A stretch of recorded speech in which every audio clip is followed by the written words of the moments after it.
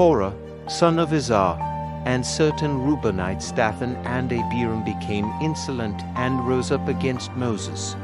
With them were 250 Israelite men, well-known community leaders, appointed members of the council. They came to oppose Moses and Aaron, saying, "You have gone too far. The whole community is holy, and the Lord is with them. Why then do you set yourselves above the Lord's assembly?"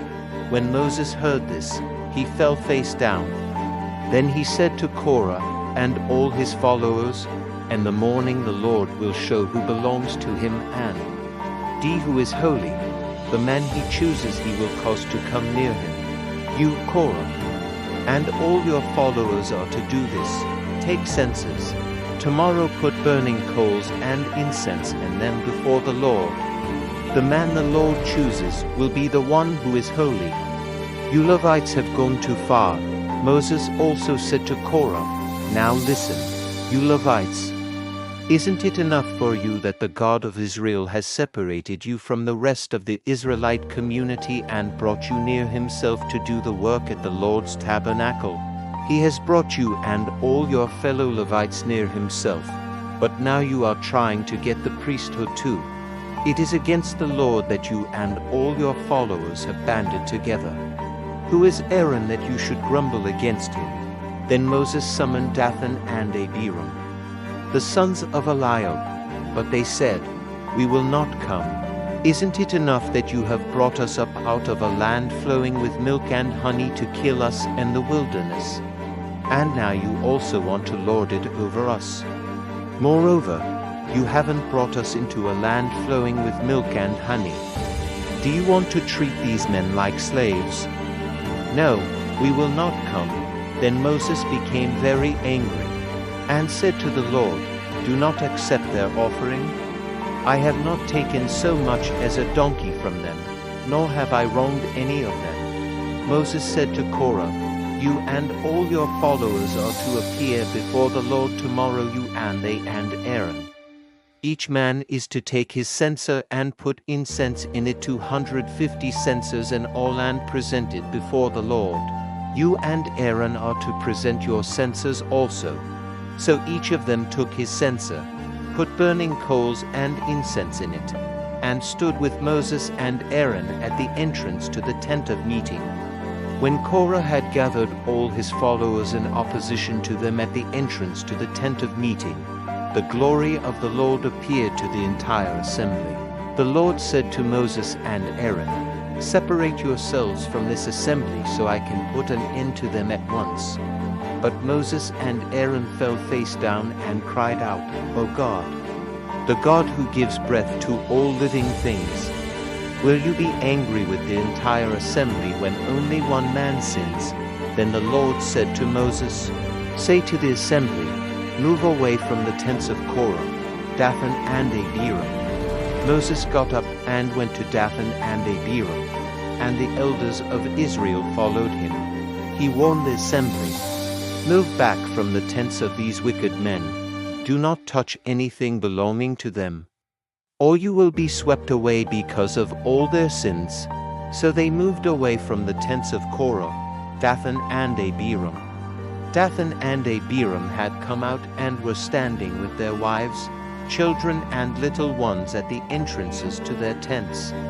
Then Moses said, "This is how you will know that the Lord has sent me to do all these things, and that it was not my idea.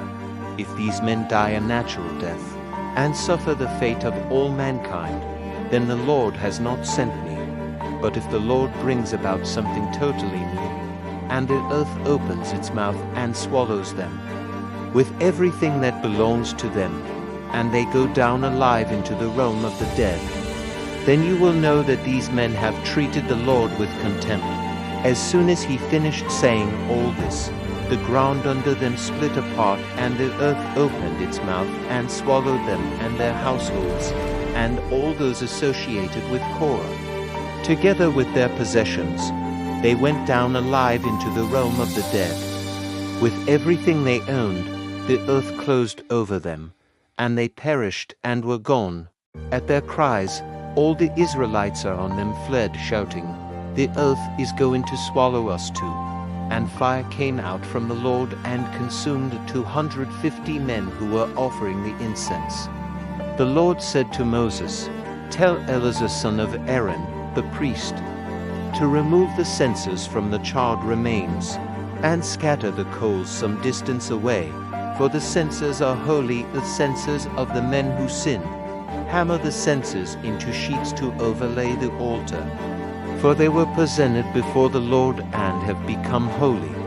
Let them be a sign to the Israelites." So Eleazar the priest collected the bronze censers, brought by those who had been burned to death, and he had them hammered out to overlay the altar, as the Lord directed. This was to remind the Israelites that no one except a descendant of Aaron should come to burn incense before the Lord, or he would become like Korah and his followers. The next day the whole Israelite community grumbled against Moses and Aaron.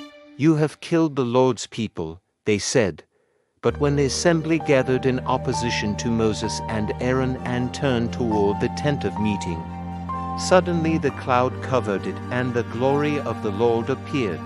Then Moses and Aaron went to the front of the tent of meeting, and the Lord said to Moses, "Get away from this assembly so I can put an end to them at once." And they fell face down. Then Moses said to Aaron, "Take your censer and put incense in it, along with burning coals from the altar, and hurry to the assembly to make atonement for them. Wrath has come out from the Lord. The plague has started." So Aaron did as Moses said, and ran into the midst of the assembly. The plague had already started among the people, but Aaron offered the incense and made atonement for them. He stood between the living and the dead, and the plague stopped. But 14,700 people died from the plague, in addition to those who had died because of Korah. Then Aaron returned to Moses at the entrance to the tent of meeting, for the plague had stopped.